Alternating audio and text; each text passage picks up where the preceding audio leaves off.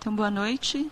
A gente está hoje aqui para falar um pouco sobre a prevenção do coronavírus nas escolas. O meu nome é Vivian Avelino Silva, eu sou médica infectologista e sou professora da Faculdade de Medicina do Einstein. E estou aqui com dois colegas que vão se apresentar também. Boa noite, eu sou Hélio Baixa, médico infectologista do Hospital Israelita Albert Einstein. Orgulho por participar dessa instituição, que nós temos muita experiência em enfrentar as epidemias. Essa não é a primeira. O H1N1, a AIDS, nós enfrentamos com um desenvolvimento moderno de tecnologias e especialmente nessa epidemia, que é a epidemia mais bem estudada em curto espaço de tempo. E o Hospital Albert Einstein teve um papel muito importante nisso. Boa noite, meu nome é Márcio Moreira, eu sou pediatra infectologista da Clínica de Especialidades e também, da mesma forma que o Dr. Hélio, tenho muito orgulho de estar participando dessa força-tarefa aqui no hospital relacionada ao coronavírus. Então, uma contribuição importante que a gente tem para fazer de forma, como forma de atualização, é fornecer dados atuais e relevantes para a prevenção, para informar melhor a população. Esse é o nosso objetivo de hoje, respondendo às perguntas que apareceram nas mídias sociais e que as pessoas estão com mais dúvida agora, conforme a gente vai discutir. Doutores, a primeira pergunta é como prevenir a disseminação do vírus, do novo coronavírus, nas escolas? Eu acho que essa é a pergunta mais básica, mas é a pergunta vital que a gente tem que ressaltar. Então, a forma mais efetiva de prevenção do coronavírus é exatamente a mesma da prevenção de todos os vírus respiratórios. Então, higiene frequente das mãos, etiqueta da tosse, então sempre proteger a boca, sempre proteger seja com papel, seja com a mão, de preferência escondendo a boca no braço. E isso vale sempre, qualquer doença infecto-contagiosa. Então, essa são a forma mais eficaz é essa. Acho que é interessante também a gente ressaltar que a higiene das superfícies e dos objetos que as crianças tocam com frequência, então mesa, carteira, maçaneta, corrimão, pode ser reforçada também com o uso de álcool 70%, ou de hipoclorito. A gente sabe que álcool é muito mais prático para usar, né? Mas ambas soluções são eficazes para eliminar o coronavírus das superfícies. Então, isso pode também ser intensificado e a gente pode instruir as nossas equipes de limpeza nas escolas para aumentar a higiene desses objetos. Nós estávamos discutindo antes a higiene de bebedouro também, né, doutor Hélio? O bebedouro é um outro fator importante de possibilidade de transmissão de vírus respiratório, inclusive o coronavírus. Nas escolas, o que se recomenda é que cada aluno, cada criança tenha o seu pote, a sua água e o uso individual. Uma dúvida muito recorrente entre os pais e responsáveis é quando que a criança deve deixar de ir para a escola nesse momento? Eu estou atravessando aqui porque eu sou pediatra. De novo, acho que não é uma orientação diferente de nenhum outro quadro respiratório. Então, a criança deve deixar de ir para a escola sempre que ela tenha apresente sintomas. Então, especificamente pensando no coronavírus, qualquer sintoma respiratório, tosse, coriza, cansaço, associado à febre. Então, mesmo que ela não tenha uma epidemiologia, ou seja, teoricamente ela não tenha risco de estar com coronavírus, ela está potencialmente expondo os colegas a algum risco. A criança doente não deve ir para a escola. Às vezes os pais têm dúvida em relação ao que é um sintoma quando, por exemplo, a criança tem rinite e aí vira e mexe está com o nariz coçando, escorrendo, e isso pode gerar um pouco de confusão em relação a mando ou não mando para a escola. Nossa recomendação nesse momento é, na dúvida, não manda, espera para ver o que vai acontecer. Se ficar bem claro para você que é só mais uma crise de rinite, aí a gente pode ficar mais tranquilo. Do contrário, na dúvida, é melhor evitar a exposição dessa criança para o ambiente da escola. Não mande para a escola e não deixe com seus avós, porque a população mais vulnerável ao coronavírus, Covid-19, é exatamente acima de 70, 75 anos. Então, tirar da escola para colocar no colo da vovó realmente é um erro, é um erro de avaliação. Então tem que saber com quem deixar essa criança, evitar a escola, mas evitar principalmente os avós.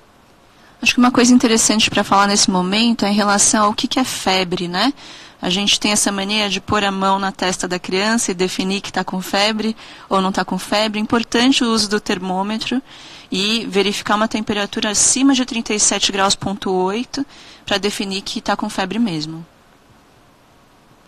E no caso da escola ter um aluno confirmado com a Covid-19, o que a escola deve fazer neste momento? Nesse momento, a gente está numa epidemia que a gente ainda está aprendendo muita coisa sobre o coronavírus, e o Brasil tem lidado de uma forma bastante equilibrada, bastante síncrona de orientações, e o Einstein, como o Hélio frisou bem, tomou uma posição inicial já de assumir esse papel de orientar. Então, nesse momento, a gente está preocupado muito mais com o coletivo do que com o individual. Então, tendo um caso positivo de Covid, e não algum paciente, algum aluno que tenha tido um contato, tendo um caso positivo, a gente considera que o mais adequado nesse momento seria, então, minimizar o risco. Então, tentar, dependendo do tamanho da escola, do tamanho da classe, identificar dentro da sala desse aluno quais são os contatos mais próximos, ou, se isso for inviável, eventualmente tentar cancelar essa sala. Então, deixar essa sala afastada, sem que isso tenha implicações na escola como um todo. É importante frisar que os alunos que não, diferentemente do doente, o doente, claro, vai seguir as normas, mas aqueles que a gente recomendar que deixem de frequentar a escola, eles precisam ficar em quarentena. Nesse momento, são 14 dias isolados. E não esquecer que isolado não é na casa da vovó. Essa pergunta é importante, comparando com soluções em outros países. Na Itália se fechou tudo. Foi decretado prisão domiciliar para todos os cidadãos. Mas a situação na Itália é uma, na França é outra, no Brasil é outra. A fase da doença, a fase da epidemia é diferente e as condições são diferentes. Chama a atenção que cada país tem uma condição frente à epidemia diferente. Você vê, não, o problema é o frio. Se é o frio, por que a Rússia não tem o mesmo número de pacientes e de óbitos que tem a Itália, sendo que a Rússia é muito mais frio? E aqui no Brasil nós estamos no começo de uma epidemia com transmissão no nosso meio.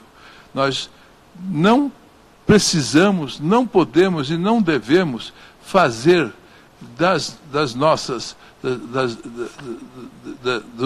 medicações para a epidemia coisas piores do que a própria doença. Então, parar, nós vamos provavelmente ter que parar em algum momento, se houver número suficiente para isso, condição que indique isso. Mas agora deve ser uma atitude coletiva, não uma iniciativa pessoal de uma ou outra pessoa, que fecha uma escola, deixa o conjunto aberto. O impacto disso não é produtivo. Por quê?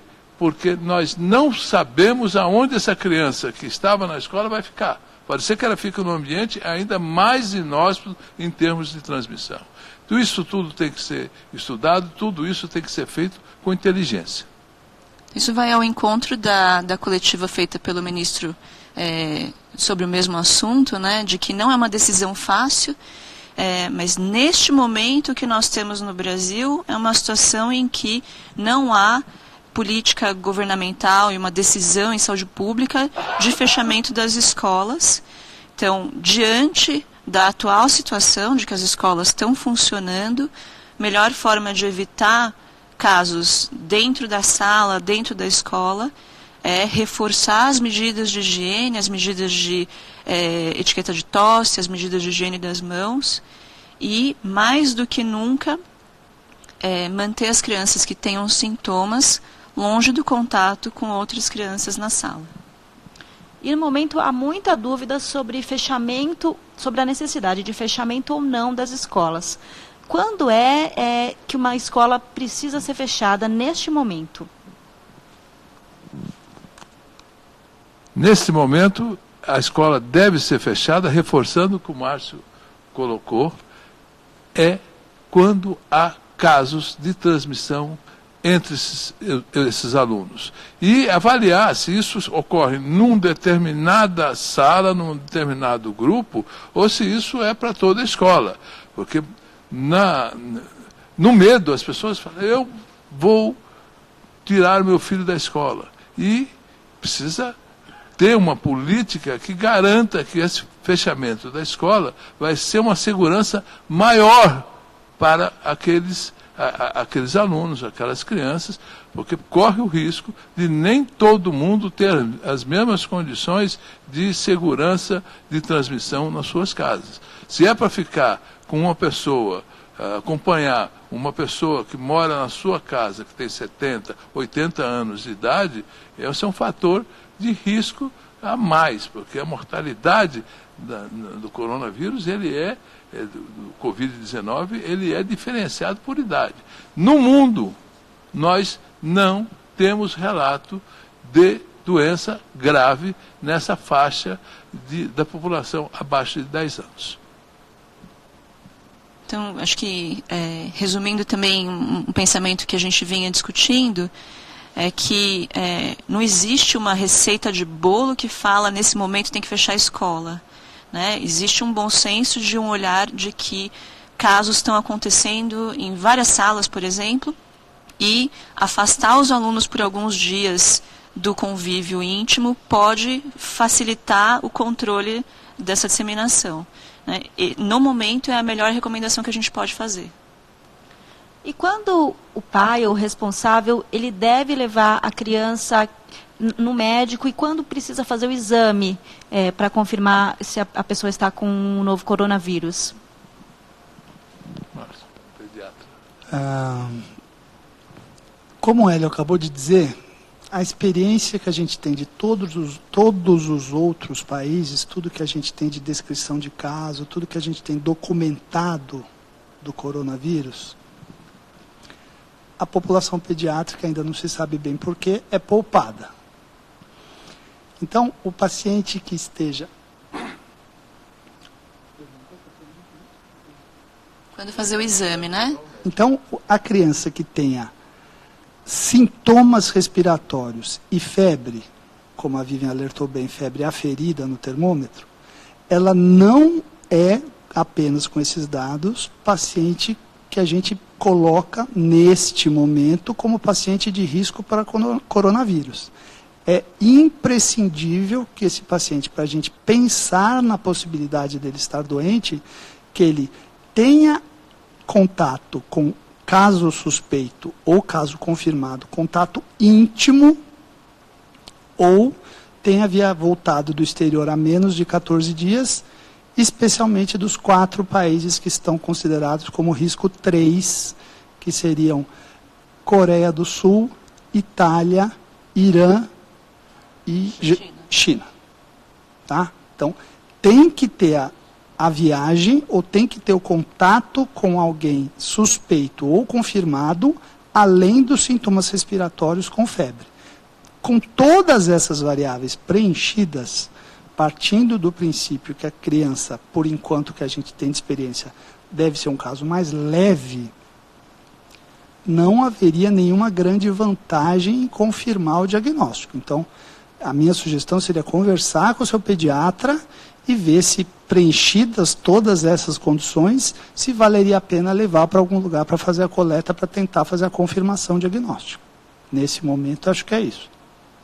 Então, lembrando que essa criança que está com sintoma já não vai à escola, e lembrando também que a gente, até o momento, não tem remédio algum para fazer no caso de um diagnóstico de coronavírus, né? A criança basicamente vai precisar ficar restrita, né, do contato com os colegas e ser hidratada, uma alimentação equilibrada, etc.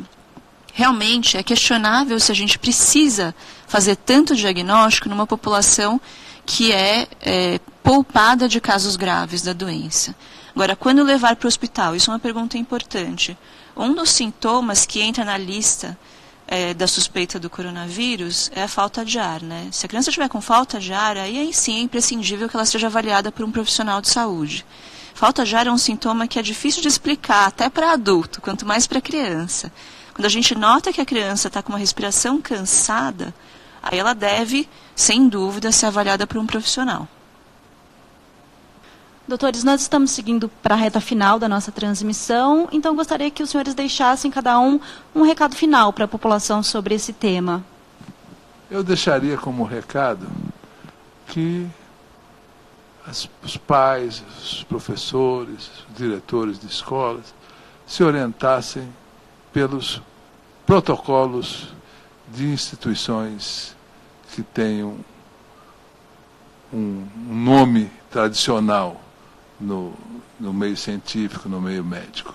O que nós temos visto é muita notícia fake news. E algumas pessoas se apresentando como autoridade. Então, e algumas imagens que aparecem de uso inadequado de máscaras, por exemplo. Imaginar que uma criança possa se defender de infecções respiratórias com máscara é quase uma tortura, né? Porque lavar as mãos dá para treinar, e muito bem uma criança lavar as mãos, mas conviver por horas com uma máscara é impossível. A máscara não protege os indivíduos assintomáticos de terem doença. A máscara ela é um elemento muito mais ornamental e de difícil manipulação no uso cotidiano. Ela não é indicado como nós temos que lavar as mãos ou com água ou com álcool gel. A máscara não funciona. E além do que, causa dano, porque desaparece do mercado e as pessoas que precisam da máscara não têm a disponibilidade. A máscara, quem precisa de verdade é aquela pessoa que está com sintomas no momento em que ela precisa sair, ter contato e vai acabar com risco de transmitir aquelas gotículas da respiração para pessoas próximas. Então, é aquela pessoa que está com sintoma no caminho do médico, ou aquela pessoa que está com sintoma não tem outro jeito, precisa ir para o supermercado. Esse é o momento de usar a máscara, do contrário, realmente a indicação dela é muito questionável e, sem dúvida, o uso no desespero faz com que o estoque acabe no mercado.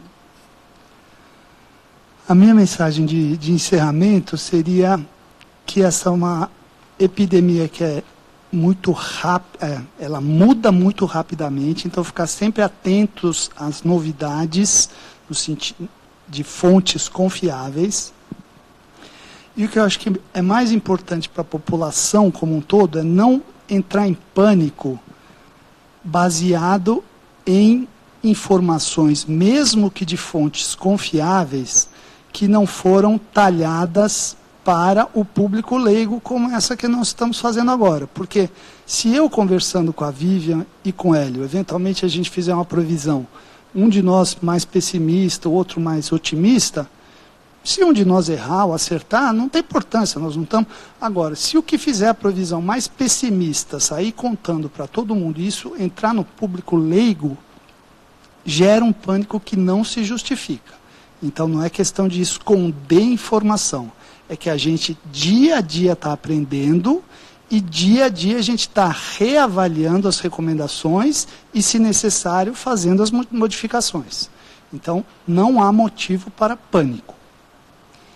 Eu queria dar um recado final, que é em relação a como a gente cumprimenta as outras pessoas. Acho que a gente não falou disso, é um ponto importante, né? O brasileiro é muito caloroso, a gente gosta de abraçar, beijar todo mundo.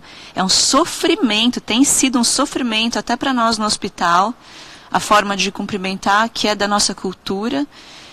Então, o que eu queria deixar como sugestão é que aí cada grupo, cada turma, cada grupo de pessoas que tem intimidade pode criar o próprio jeito de se cumprimentar que seja seguro do ponto de vista da transmissão de doenças respiratórias, como é o coronavírus e as outras que a gente está habituado a trabalhar todos os anos, né?